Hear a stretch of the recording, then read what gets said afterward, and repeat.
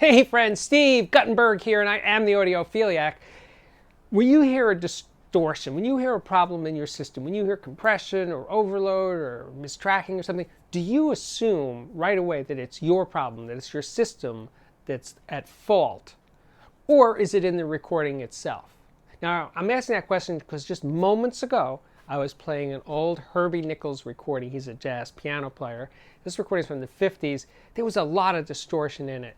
And I'm thinking, actually, I wasn't thinking it was my system, but I was thinking that, maybe this is a bad remaster, or, the tape is really old and that's the best they could do because it's from the 50s, this recording, or 60s.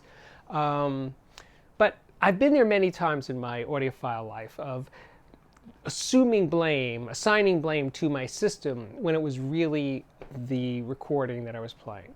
I had this another piano recording a long time ago, and when the guy really hit it hard, it sounded like my tweeters were not tweeting happily. And then there was this other one. I wish I could remember her name. This country pop singer from Texas, and it was really the Lone Star. Anyway, so when she really hit it hard at the end of the record, this was an LP. I heard this crunch, this distortion. It really, really bugged me. Eventually I didn't play that track because it was too annoying. And then a few years later, it came out on CD. I went to that track. Distortion was in the track. So I assumed before that my cartridge couldn't track that part of the record. But it wasn't me. It wasn't my cartridge. It was an overload in the recording that somehow got past the mastering engineer. I guess they thought, well, that's the best take, so we're going to go with it, and most people won't notice it. Maybe, whatever. But the fact is that there was a very significant amount of distortion in that part of that record, and it bugged me.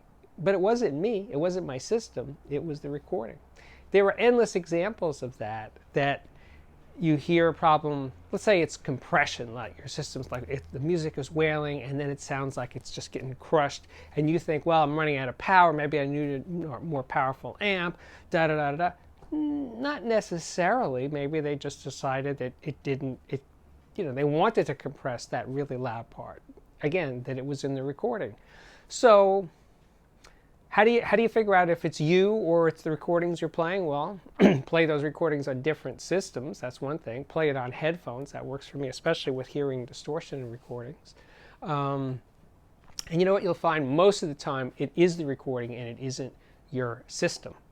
So you don't have to spend more money. You don't have to tweak anything. You don't have to change anything. Just accept that recordings are imperfect. Digital or analog, there's a lot of problems in recordings. Always have been, probably always will be. Because they're making, what's the rationale, I guess, because they're making music. They're not making test recordings where everything has to be perfect. Yeah, it should be, but the reality is recordings are highly imperfect, analog or digital. So whether it's FLAC, MP3, an LP, high-res, MQA, you name it, it doesn't get better just because it's a different format.